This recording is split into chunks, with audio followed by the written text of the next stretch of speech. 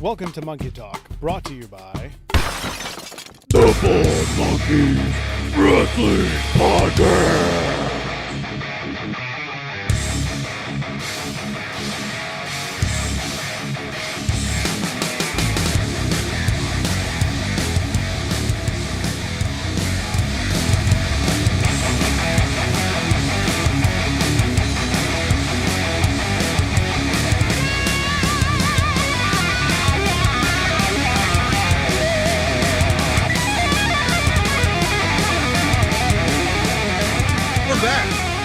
Hey, we're here.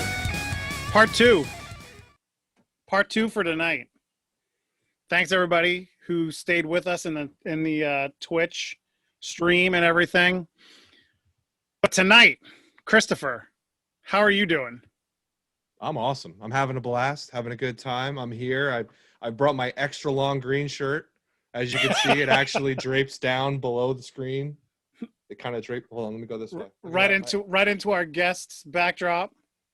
And let's talk about our guest. Hailing from Matlanta, Georgia. He's the mayor of Tyrone, Georgia. He's the Boozerweight.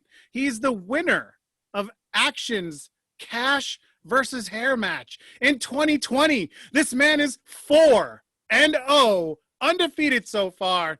We have Mr. Matt Sex Sells. Hey, Welcome, sir. Yay. Glad to be here, guys. Thanks for having me. That was quite the intro. That was Hey, pretty damn good. Yeah. I told you. Can you just be my Ricardo Rodriguez and just follow me around everywhere? And like I walk into the bank or the grocery store or anything, you just give me that exact intro. It would be my pleasure. It would be awesome. So, Matt, we appreciate you coming and hanging out with us night before a big show. We'll get to the show. We'll get to the big match. You can see I'm training hard for the You're show. training hard. I like that they have the nice festive looking Pints Miller Lite now. I literally bought these just because they were the Christmas theme. It's Christmas season still. Oh, We're still in Christmas season. You brought the tree. It's my office Christmas tree. Come on. But we're all very excited to talk about Friday Night Fights, which is tomorrow, which we're very excited to watch. We're very excited for it to eventually be on IWTV, which have been the last few matches. You have a rematch coming up against Jaden Newman. We will get to that, like I said, but we have to start this interview off at the beginning, like we start all of our interviews off at. So what was young Matt Sells like? Fairly similar to the character now. The character is me. I am the character. So what you see is what you get, minus the drinking. Of course, I actually didn't start drinking until I was 23. Oh, wow. See, which surprises a lot of people. I went to school at the University of Georgia, at party school, and didn't go out and party once. So yeah, I was a little bit different. But my love of comic books, my love of professional wrestling, my love of baseball, of cats, of everything that people see on my social media, that was me from the get-go. I was fat and nerdy, but now I'm just in slightly better shape and nerdy. So it was pretty much the exact same thing. Most people that get into wrestling, that love of entertainment and love of pro wrestling and love of sports, and it all melded together to who I am now. Now, as we're growing up and we have all these different interests, comics, cats, sports, where does wrestling come in? When does that first kind of image of wrestling in a young childhood come up? I as a really young kid, because you always hear like the people like, I remember watching it when I was like 3 years old, and I didn't like it when I was really young. I was drawn more to comics and action movies and sports and stuff, and then it was when I was probably 9 or 10, the NWO got me into it. So it's like, oh, I know Hulk Hogan. He was the big good guy, and all of a sudden he's bad and he's wearing black and white and they're running rampant over WCW. Yeah, oh yeah, I want to watch this shit now. Like I wanted to root for the Hills. I guess I was a Hill mark from an early age. That got me into it, and so I was rocking the NWO shirt from there. And then by the time 13, 14 years old, when you should be talking to girls and trying to get dates. I don't know why I wasn't when I was doing my Stone Cold Steve Austin impersonation and literally wearing a different wrestling shirt every day that I didn't wear the same one for a month in high school. Like I just had a closet full of everything WWF. So definitely by the time, like I said, I was 13, 14, it was wrestling and nothing but wrestling. Now, would you call yourself a fan of wrestling at that time, or was there any kind of inspiration to actually become a wrestler at that point? So it was actually, I started training right before my 16th birthday. So yeah, the seed was planted at that point. I read Mick Foley's first book, and for whatever reason, that was the inspiration. Because that book's horrific, or should be horrific, about all the trials and tribulations of making it, and then once you've made it, how horrible it still is. And something spoke to me. I was like, I want to do it. And so yeah, definitely. And like most kids that age, I was doing backyard wrestling, but I was very self-aware with what it was. We weren't doing stupid stunts. Even then, I knew to get the character work over instead of having to actually put in any effort. It's about story. Story and character. The wrestling, but secondary. the character I had when I did backyard wrestling was that I had no character. I wanted to be like the shooter. I was like Malenko, just the good wrestler. Which if you watch me now, I was like, what? That's how far you've come. But I was always drawn by the characters. Like I said, I read Mick Foley's book. I was a Mankind fan. I was a Chris Jericho fan. And Chris Jericho, Shawn Michaels, and like obviously they're fantastic workers, but I was drawn to them because of the character work. And here I was like, oh no, I want to be serious. Did you find yourself imitating a lot of those wrestlers too when you first Yes, I always wrestling? walked around and did the Chris Jericho voice. Like I said, I to this day people love to get a couple beers in me and do the Steve Austin voice. So yeah, Austin was the big one. I was constantly walking around doing the Austin voice, and here we are 20 some odd years later, and I'm still constantly walking around doing the Steve Austin voice. Look at you. How Chuck goes, huh? You think you're some kind of clown? Huh? What? Chuck, Captain, what? Like Crunch, what? It gets worse and worse the longer it goes too. It becomes like this parody of this parody of this parody. So, but yeah, parody. And yeah, and you get me really drinking, and it's just me walking around giving people stunners doing Steve Austin impersonations. Give Matt more to drink. Got it. I'm not gonna argue with that. And like anybody else, I had a Hogan, I had a Macho Man. I think everybody that grows up a wrestling fan has those. In Everybody's got the Macho Man. Yeah, of course. You have to. Elizabeth. So, past the backyard wrestling stuff that you were doing, when you actually decided to train, where did you start? How did that journey come about? And you said you started at 16? Yeah, it was 2002. Which, funny enough, I played high school sports. I played high school baseball, and I was not good at all.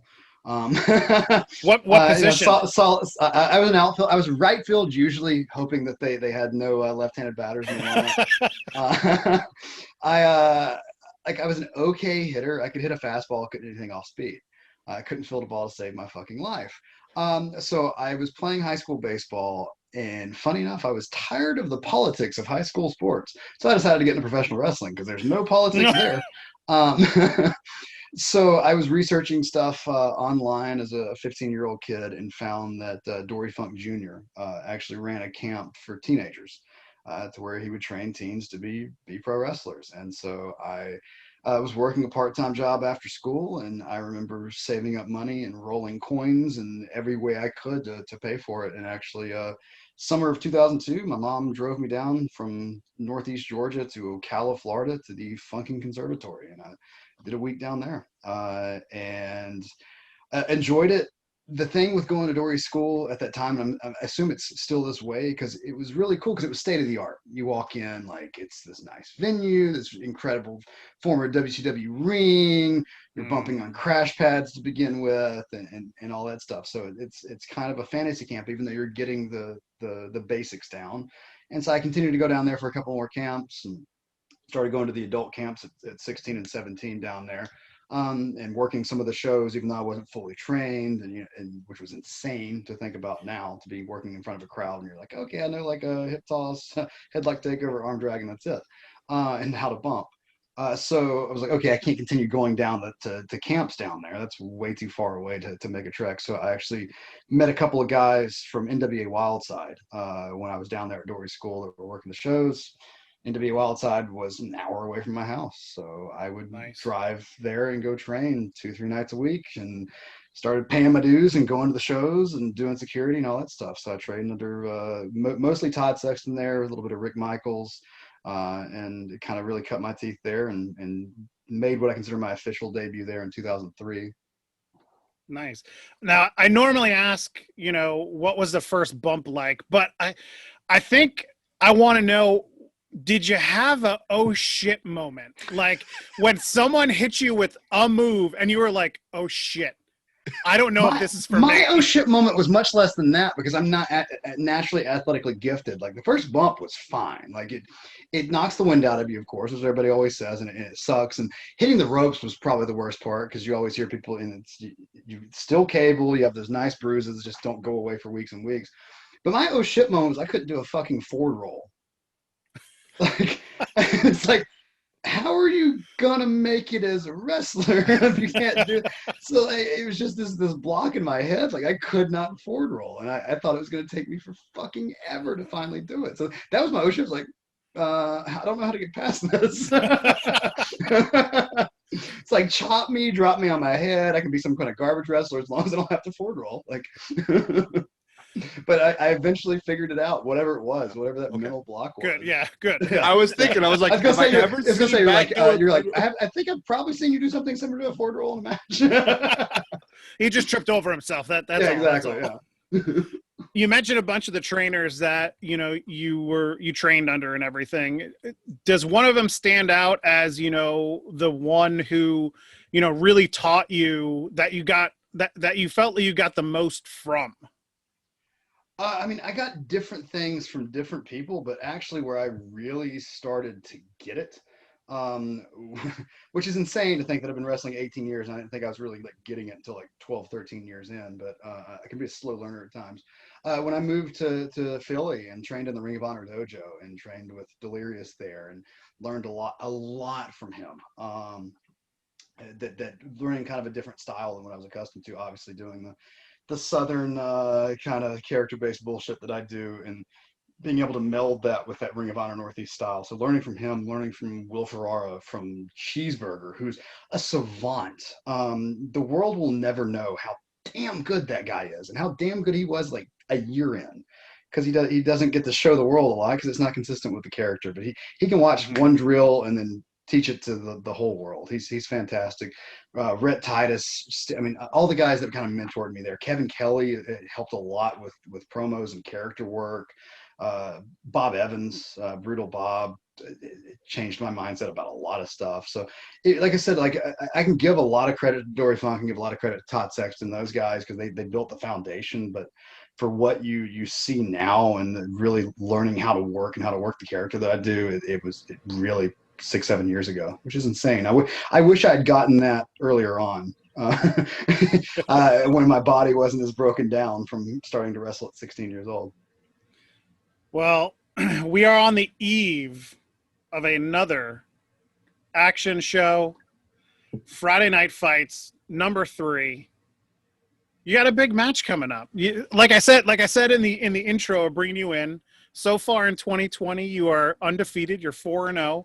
You're on what some people call a winning streak. You have a rematch. Yes, it's great because it's been a winning record, not just in action, but in all of pro wrestling for me, and this crazy year. That is true. But yeah, that unmatched winning streak in action, and obviously winning last event against Jaden Newman via ref stoppage, which is the first time I've ever won a match in 18 years via ref stoppage. So now I watched the show. Christopher was at the show. We all saw that a match took place. Mr. Newman doesn't think a match took place, which, I mean, hey, if you get hit in the head that many times into the mat, I mean, it's got to hurt a little bit. But Yeah, if anybody hasn't seen it, I would invite you to go and go to IWTV, to Indie Wrestling TV, and check the Friday Night Fights out, because you will have never seen this finish happen in the history of professional wrestling, and you never will again. Because I believe it's the first time that an individual's ever been humped unconscious. So I do think what I Christopher do. and I said the same thing when we were talking before you came on. Hump to submission. Yes, but now we have the rematch, or as Jaden says, the first match. But what do you have in store for him in the rematch? I can't give away all my tips and tricks, right? That's Just a little glimpse. Many forward rolls. I mean, Lots of obviously, forward rolls. I've been working on hip mobility, and plenty of squats. So that way there's plenty of glute involvement there that I can thrust and as I bounce my balls off the back of his head and drive his head to the mat. That's Do you expect another sobriety that's the first test? time that's ever been said on your show. Yes. I take pride in being like an abnormality. Do you expect another sobriety test before the match? As Jaden tried to make you do last time. If he wants to do that, if he wants to draw blood, or I'll take a urine test. Like It's going to be the touch your finger to your nose test this time.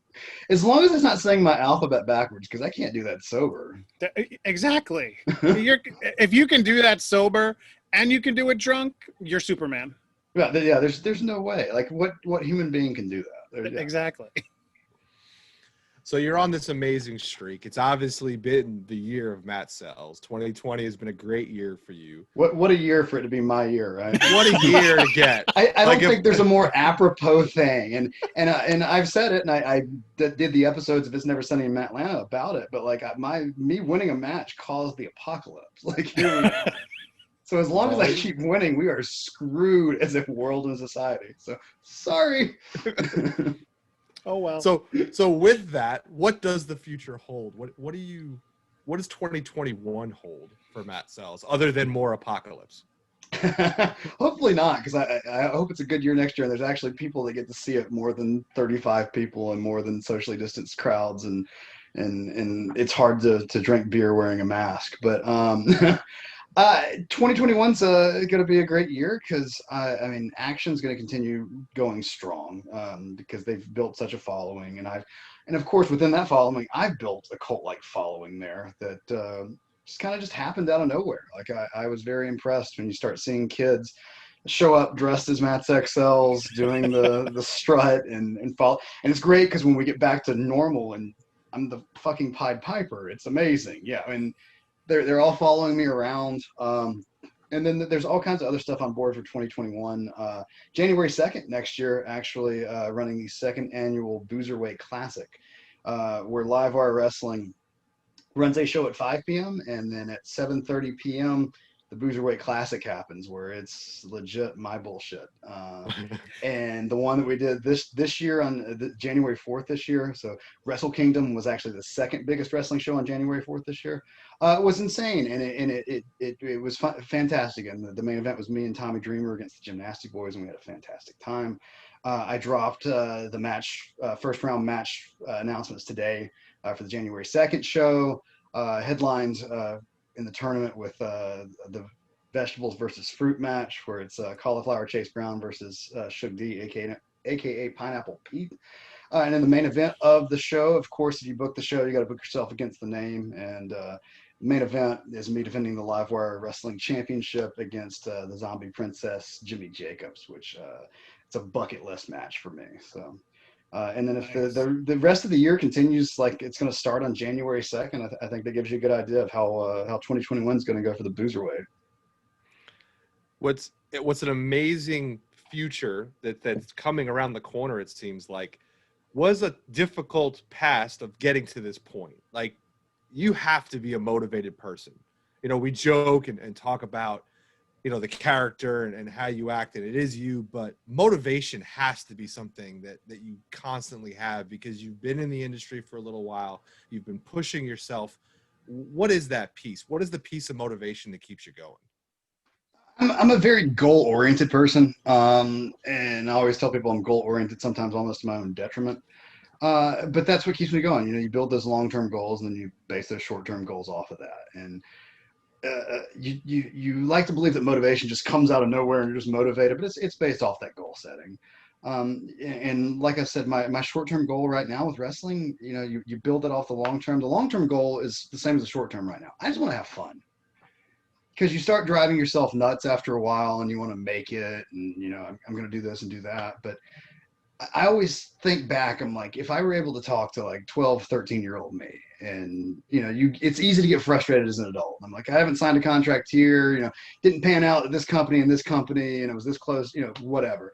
But if I, talk to 12, 13-year-old me, and I was like, hey, I've worked for TV wrestling companies, you have people buying your merch, you're in charge of your character, and this is who you are now. That's pretty badass, and that motivates me a lot to know that, 20 years ago, this is exactly what I wanted. Not a bad thing, to be able to step back and go, I'm in a pretty good place. It's cool that you were able to get to that point. I know it's a struggle for some people to kind of get to that at peace point where it's like, no, I'm happy with what I've done. I'm happy with where I'm at, and I'm happy with what the future holds. And and it's this happy medium to where, you're happy with it, but you're not complacent, because you want to drive a little bit more, and that drives your creativity, and you want to do this and you want to do that. But like, if stuff becomes unobtainable, then it becomes so frustrating as well. So it's a struggle.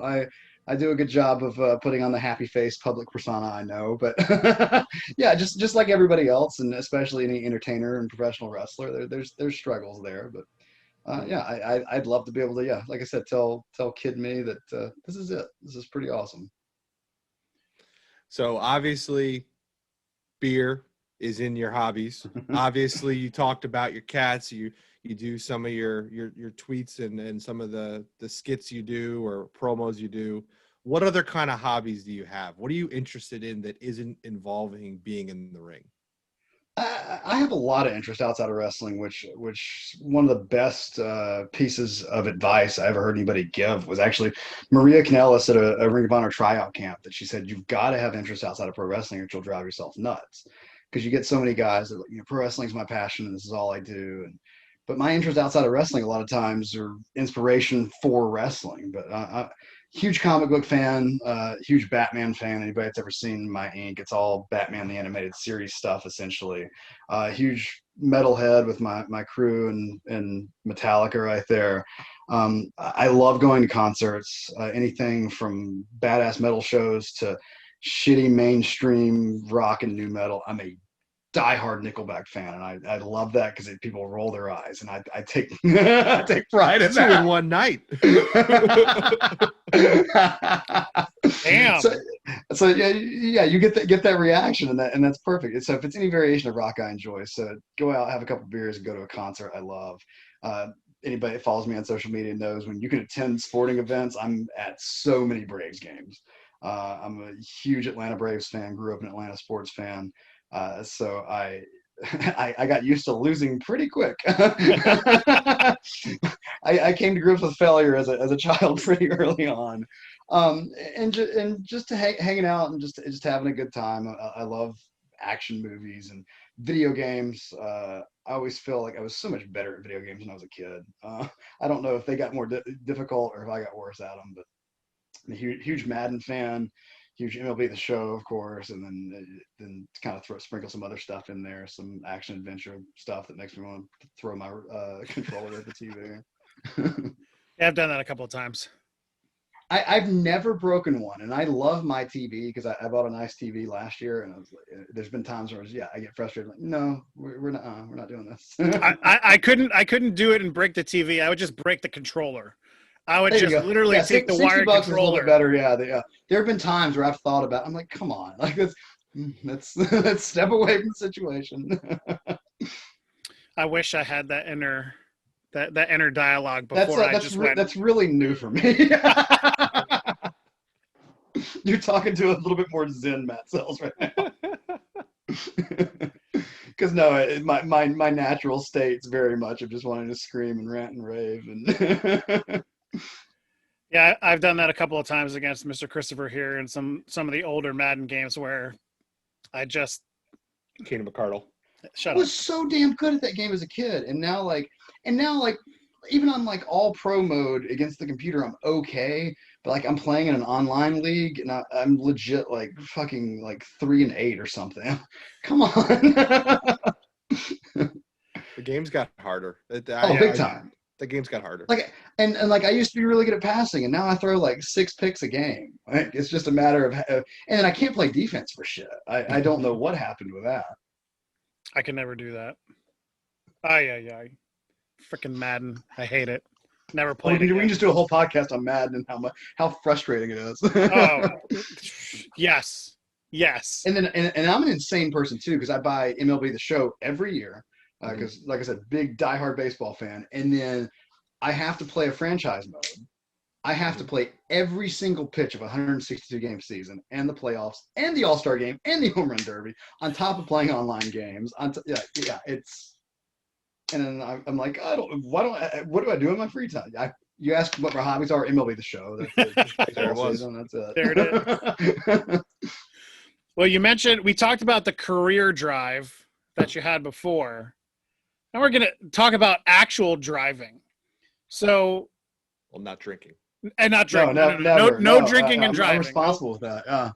So road stories. Going to shows, so coming they back can't from involve shows. alcohol, so I don't know if I can give any stories. As Val said to Riley in the first interview, you can change people's names, but give us some funny road stories, some traveling stories that you've picked up over the years. I mean, you do stuff to kind of entertain yourself on the road. God, I'm trying to think. So all right, so on the road I was living in Philly, and we were in Nashville for Schming of Schmoner when I was working for them. So we were gonna, we had a show the following night. NXT was actually in town that night. And so we had an off night. I worked on ring crew, and so we set up the building. We were working at the Nashville Municipal Auditorium, which is a humongous venue, and it's very historic for wrestling in that town. So of course, like, we're in Nashville. Nashville's a fun party town. So we're gonna go out for a little bit, and the ring crew is gonna go help flyer at the NXT show afterwards. All right, cool, whatever. I can go have a couple drinks and be fine to do that. So we are, out drinking, and I'm drank with a couple of people, and I'm drink, and then end up in a bar, and I'm doing shots of Jaeger with ODB, and like, it's just like every person I can go up to and continue to drink, and it's, yeah. So Mitch's like, oh, hey Matt, we got to go, and we're gonna flyer. Okay, cool. And so I'm like, I have a couple more drinks, and then go to flyer. And so I am just so lit at this point that they're calling me, the couple of other guys that I'm gonna flyer with, and I can't walk and talk on the phone at the same time. I'm that drunk. So I sit down in the middle of the sidewalk, and I think that I'm eloquently speaking. And, hey guys, I'll be there in 5 minutes. I'm almost there. But apparently it was coming out. And so they were like, Matt, do not come and represent this company in that state you're in. Do not. You stay right there. And somehow I managed to call an Uber, get back to the hotel, shower, and go to sleep. And I have no recollection of how that happened. Skill. Yeah, skill. My other favorite road story actually is another Ring of Honor one. Idle hands are the tool of the devil.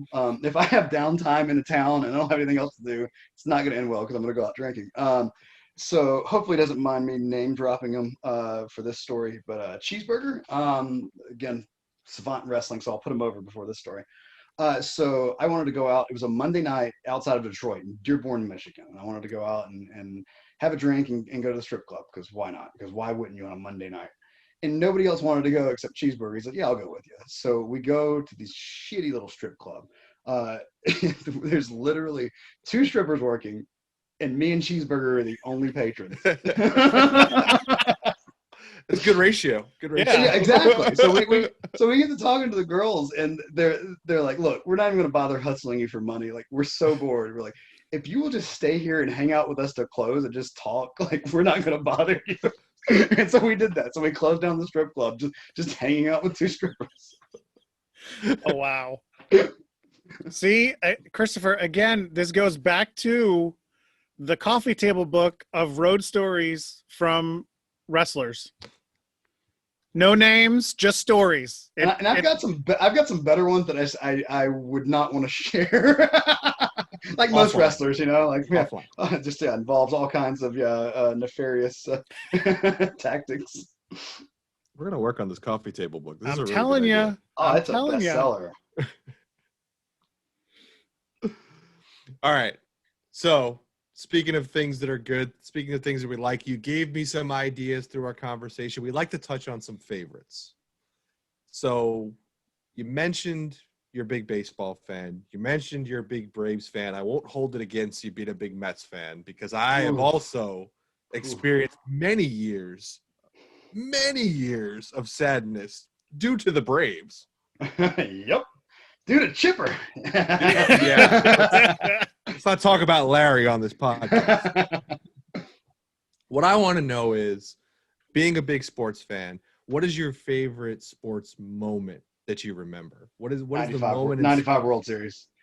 I remember vividly being a kid and sitting there on the couch with my mom, and that the final catch for Marquise Grissom for them to clinch the World Series, and I remember jumping up and down and screaming. The favorite live one would be, I actually got to attend Game 1 of the '99 World Series.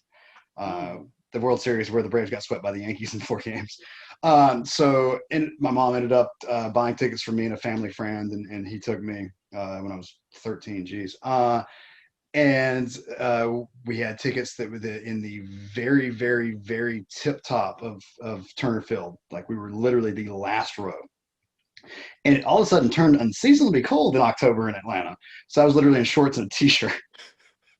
So just frigidly sitting there watching the Braves get beat 3-0, in the Game 1 of a series they're going to get swept. But still, it's obviously a really good memory, as I can vividly remember it now. So you were there. That's the important part, right? And I said this year, like, if they had made it to the World Series and they were allowing, a select number of people to get in Texas, I would have probably driven myself into debt, like to go and see however many games, So you mentioned you're a big comic book fan. I know you said Batman as your favorite comic book, but do you have a favorite Batman villain? I know you got some tattoos on there, but is there one specific villain that stands out? I'm gonna be as cliched as possible in Joker. Okay. Yeah, I think anybody's gonna say Joker, and specifically that version of the Joker, the Mark Hamill voiced animated series, because I thought it was a good middle ground.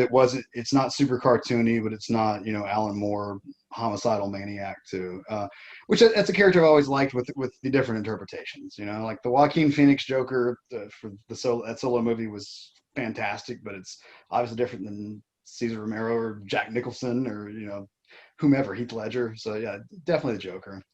Two-Face is probably a close second, obviously.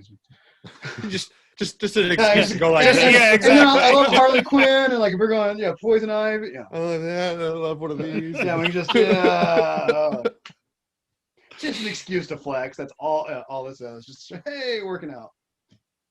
So I'm like combination Jim Douchey and nerdy at the same time. So we're all nerdy for something. I think that's what people need to realize. Like, we all call ourselves nerds for some reason. And like my problem is though, like I'm not, and I don't feel like I'm enough into any one subject to be super nerdy. Or I guess geeky would probably be the correct term with that. Like, I like comic books, but like I can tell you everything about Batman, and that's about it. Like, I'm into everything, but like the deep dive of knowing stuff from 60 years ago, this was his one appearance in the Avengers or what.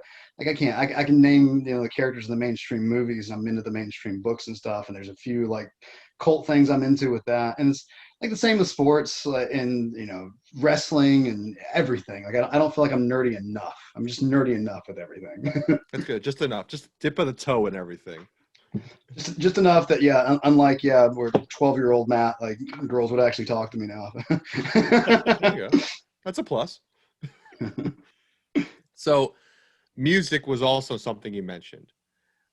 We usually like to find out if anybody has a favorite, maybe live music show they've ever been to, or a favorite live music event they've ever gotten to go to. Anytime I've seen Motley Crue is my all-time favorite band. Motley Crue is friggin' amazing live, even with Vince Neil's awful blown-out vocals now. The theatrics they're covered up. Steel Panther, I think Oh, by far, I've seen them 6 times now. Because it's a variety show. You're not going it just is to go see music. Like you're going and you're going to see, them. They're fantastic musical performers on top of the fact that it's a fun comedy show. On top of the fact they're going to pull hot chicks on the stage and like it's just everything you want out of a good night of like a hair metal parody band. And yeah, I think Steel Panther's right up there. Seeing Metallica live was great. God, I can just name off so many concerts I've enjoyed thoroughly. I saw Slayer twice when they were still together. Yeah, Slayer was always fantastic. always. Do you, I got to see Slayer on the last tour that they came through when they came through Pennsylvania. I saw them Nice. up at Hershey Park. I saw that on the same tour in Atlanta. I saw Tool earlier this year, like back before the world shut down, and getting to see that because I saw a Perfect Circle a few years ago, and so like I'm a big Maynard James Keenan fan. So I was like, okay, Perfect Circle was awesome. Tool I always tell people was very close to almost a religious experience because Hmm. anything Maynard does, he makes sure the crowd can't have their cell phone out, which is amazing. So like you're actually like tuned into it the whole time. You're not fucking around because it's so easy to do. Like even if you're really into something, you're fucking around on your phone now. So to actually have to be in the moment for 2 hours is awesome. And do you actually, have I saw people at a Perfect Circle show actually get thrown out for getting on their phones. Like, really? don't fuck around. Oh Oh wow. Oh yeah. yeah.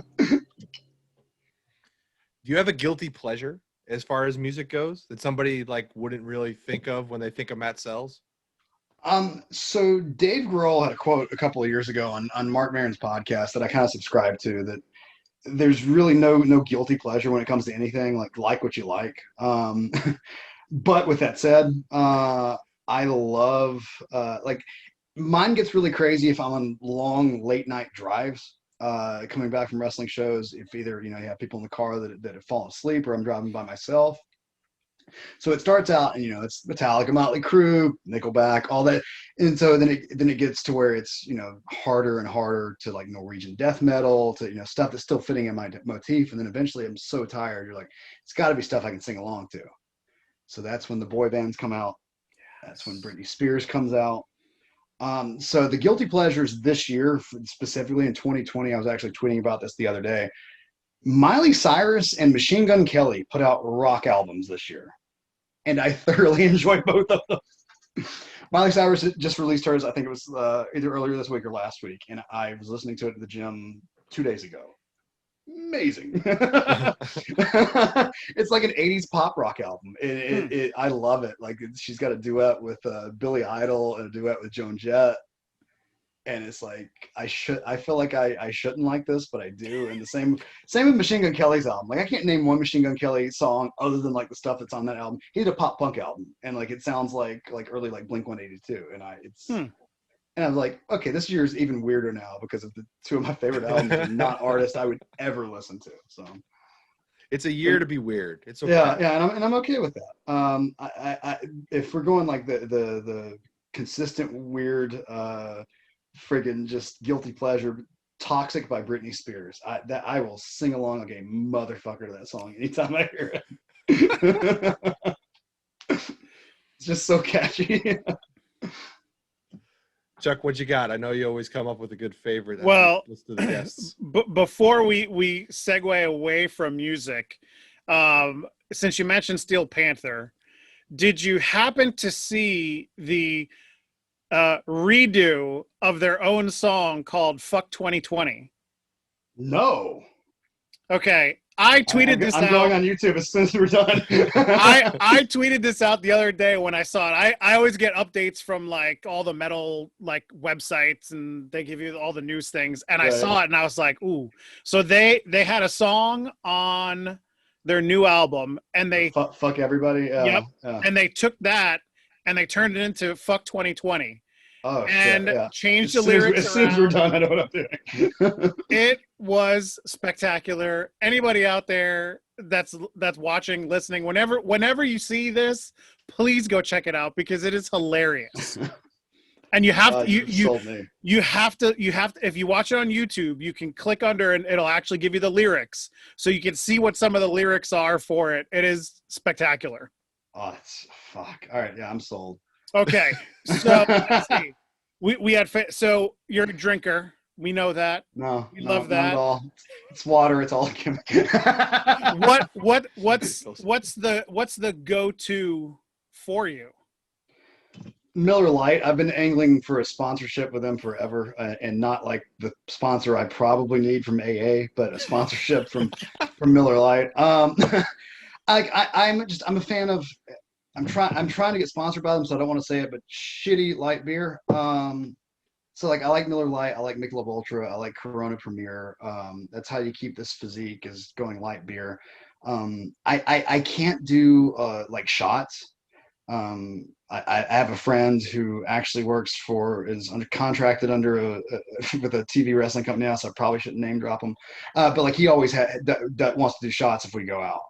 And I'm like, I don't do shots, I don't do shots. So they end up doing shots. And the last time we did that, it ended up with us in the back of an Uber after a Braves game at 3 a.m. in a Taco Bell drive-thru, challenging people to a fight in the drive-thru because they were being assholes, and then the Uber driver like cheering us on. So that's why I don't do shots. On top of the fact that it just make me queasy. But yeah, Miller Lite or other shitty light beer. My goal. Don't ever invite me to a wedding because my goal at any wedding is to see how many drinks I can have during the reception. Ooh. Yeah, so yeah. So I have a record. I don't even know if I should put that number out there. You can tell us when we go back to the green room after. Because it sounds problematic. Okay, but like I love, if I'm gonna do liquor, like I do vodka and like give me a good Moscow Mule or a vodka and Coke Zero. I think I'm actually addicted to lime juice more than I am alcohol. Like I like just sticking lime and everything. So just water and lime. That's what's in here right now. I promise. Motley Crue, favorite Crue song? The one I use for my interest music, Wild Side. Love it. Let's switch to the other one, Metallica, favorite Metallica song? Oh, so that's harder for me. That's difficult. I'm gonna say probably Master of Puppets because it's my favorite Metallica album. Either Master of Puppets or Battery. Nice. Good answers for me. Good answers for me. And then Motley Crue, my favorite lyric that I always tell people is kind of my mantra is from Primal Scream. If you want to live life on your own terms, you got to be willing to crash and burn. And I always feel like that's an appropriate thing to remember. Like, stuff's not always going to work out, but if you're living the way you want to live, sometimes that happens. So yeah. Did you see the Dirt movie on? I think I it was did, on Netflix. I fucking loved it. The book's amazing. I don't know if you've ever read the book. Anybody that hasn't read the book, I would wholeheartedly recommend it. It's been one of those books I've read over and over because it's just fucked up debauchery that you would figure is Motley Crue. I thought the movie did a really good job of condensing down a 30-year history that was put in a 400-page book into a 90-minute movie, like, and it kept the right tone where it was funny through a lot of it, and it did serious parts right. And I thought every actor did a pretty good job with the portrayals. So yeah, I've actually been telling myself the last couple of weeks I need to go back and rewatch it, but I'm in a Christmas movie watching phase now, of course. So yes. Nothing says Christmas like, sex, drugs, and Motley Crue. So yeah, true. I was happy this year. I actually got to catch my favorite Christmas show, the Rudolph the Red-Nosed Reindeer, as it was live on. Well, not live, oh, fantastic! As it was on TV, because last year I completely missed it. I haven't had a chance to see it in a couple of years. It and Frosty, like I just haven't. I was watching actually before we started doing this. I was watching the first 45 minutes of Home Alone, which I have not seen since I was a kid. For whatever reason, I was like, oh, Disney Plus, and I seriously have Disney Plus just for The Mandalorian and The Simpsons. But I was like, oh, Home Alone's on here. I'll throw Home Alone on. In the first 10 minutes, that movie almost gave me a panic attack where the kids are running around. I'm like, this is awful. This is what hell is. Like, no. And Kevin's a little snitch, right at the beginning, was like, he deserves to get murdered by the bandits. My view of this movie is completely skewed now as an adult. Oh man. Do you like The Mandalorian? I love The Mandalorian. God, I just watched last week's episode a couple of days ago, and God, it feels more Star Wars than anything they've put out since the originals. Like it has that vibe to it. I love that most of the episodes are short. Yep. Because like most people now, I have a short attention span. So you throw something out there for 35 minutes, a little kind of space western, just here it is. Here's this individual story for this week. I love it. It's so well done. I'm sad that it's coming to the end of the second season already. Yeah, Like it, I was thinking. it feels like it literally just just started. Yeah. Like I kind of want John Favreau to take over like any property I loved as a kid and see what he can do with it now, because he does a good job with everything he's in charge of. Agreed. That's all I got, Christopher. All right. Well, I got one more before the big one, but I have to switch it up because Matt took our question. I know, right? Earlier in the day. So Matt already talked. Well, no. He talked to his 12 or 13-year-old self. Well, so I'm not not 10-year-old now. I'm not doing 10-year-old went through some shit, man. I'm not a completely different thing. We're going to take that for your answer for that one, and we're going to switch things up a little bit. Something we've never done on this podcast. We're going to let Matt Sells talk to his retired from wrestling 65-year-old self. Oh. And Matt Sells, are you saying I don't retire from wrestling until 65? That sounds awful. I shuffle around now, and now you're like, you got 30 more years in you. Like, you're in the prime of your career, kid.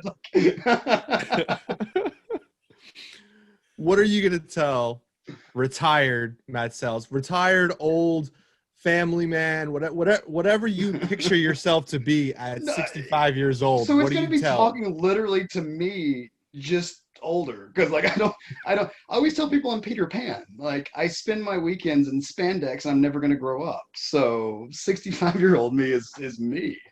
I'm going to say sorry about the liver. I should have taken better care of it.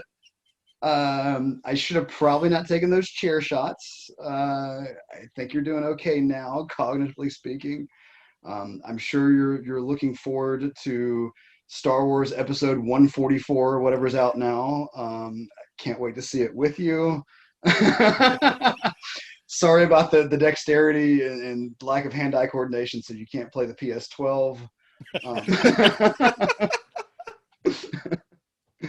Yeah, maybe some of those tattoos were poor choices when you're aged to 65. Joker's looking a little rough. Sorry about that.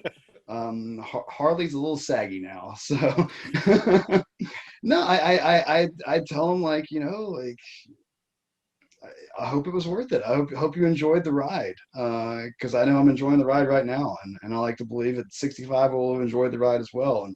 And anybody that knows me, in case you can't tell right here, my favorite subject's myself. I love talking about myself, so I hope the 65-year-old me still continues to do that.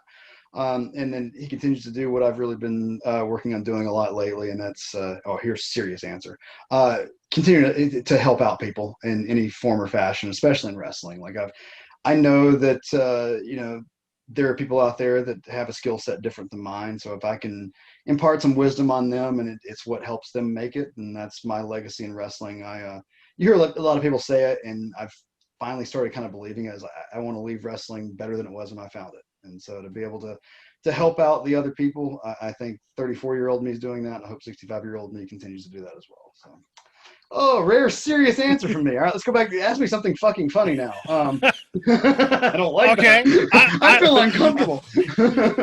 I got it. So before we get to the final question, I got two things. One, is Die Hard a Christmas movie? Oh, fuck yeah. That movie exists because of Christmas. John McClane wouldn't have been there in that office building if it had not been Christmas. End of story. Exactly. Truth. Exactly. Now, and now I Got a Machine Gun. Ho, ho, ho is yes, like the greatest Christmas movie line ever. So, also happening tomorrow night at Action, there's a big championship match. Unfortunately, you're not in this one yet. We have AC Mack going up against Eric Royal. You have been in the ring with both of these gentlemen. Actually, I've never wrestled AC Mack. Not. Oh well. Okay, so I take that back. Not one on Have I? one. Because But you guys guys get hit in the head a lot. Maybe I have. Please, you've been in like battle royal scramble matches together, so you might not have been in the ring at the same time. So I apologize for that. No, you've got me really thinking now. I'm like, I think we may have been like in rumbles and stuff, and never, yeah. So, who do you think is going to come out on top in that match? And are you going to, Mr. Matt, head of action, are you going to ask for a title shot? Well, let's see. If Eric Royal wins, I have a pinfall victory against Eric Royal. How did Eric Royal get a title shot before I did? So if Eric Royal wins, absolutely, I should be the first in line for a title shot. If AC Mack wins, he beat a guy who I beat, so clearly we're on the same level. So I'm going to ask Matt for an action title shot.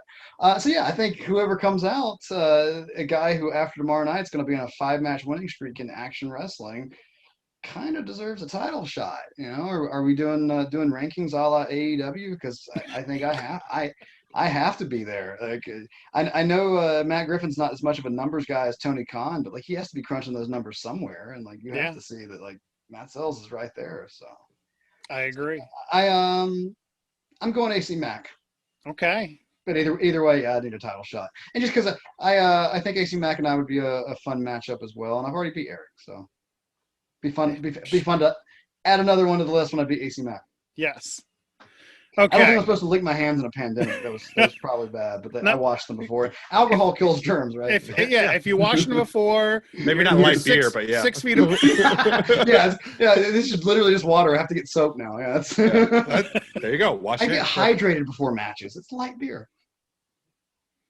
So here we are. We're all the way. We made it to the final question. It's an important one for some people out there. This podcast, it's been highly debated.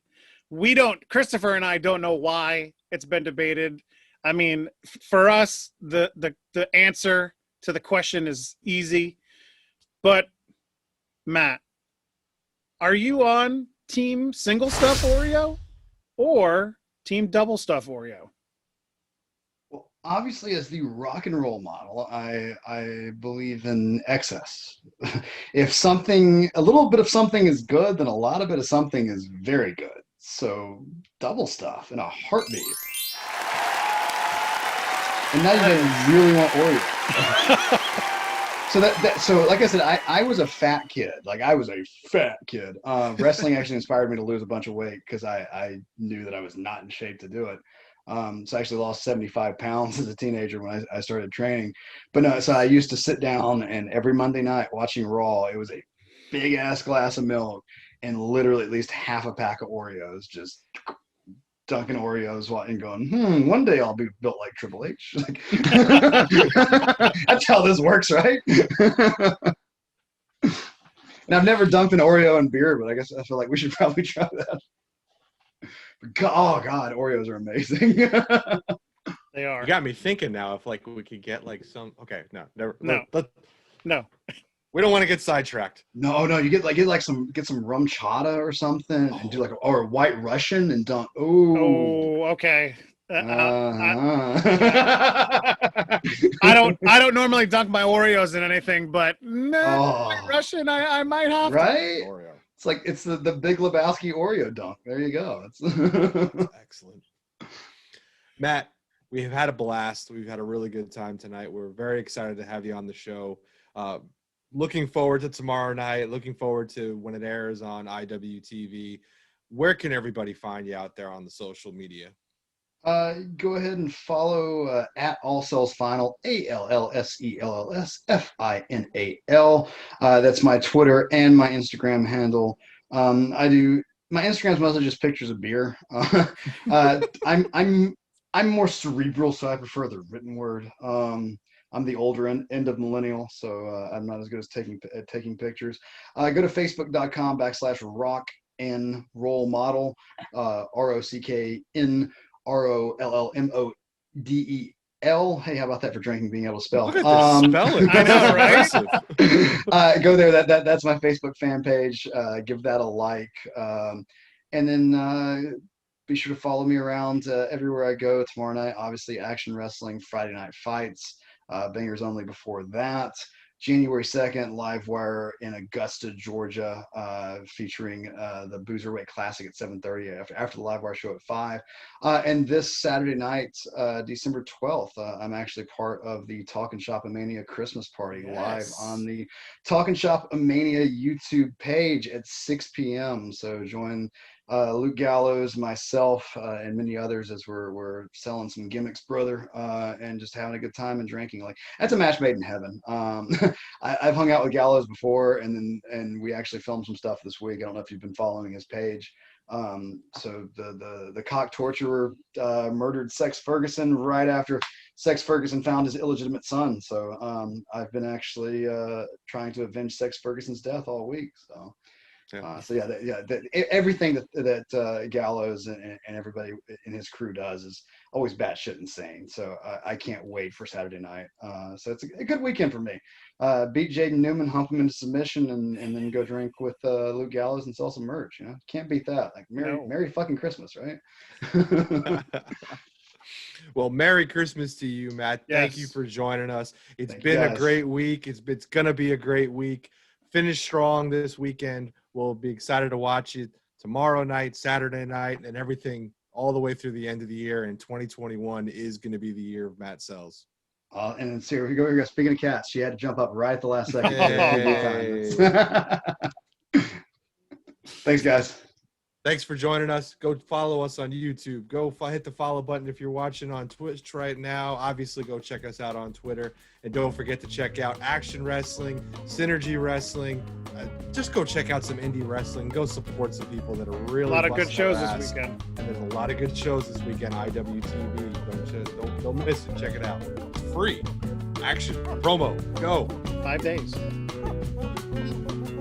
Make sure you go and follow Matt Sells everywhere on social media. He's on Twitter and Instagram, all Sells Final. He's on Facebook, search for Rock N Role Model. And he's got his YouTube page. Check out Matt Sex Sells. And don't forget to check out Matt Sex Sells Presents the Boozerweight Classic 2. Saturday, January 2nd, 2021. Bell times at 7:30 down in Augusta, Georgia. Visit IWTV.live today to watch these great Action Wrestling events, plus numerous other archive shows from Action and other great independent promotions. Use code ACTION for a free 5-day trial. Don't miss out.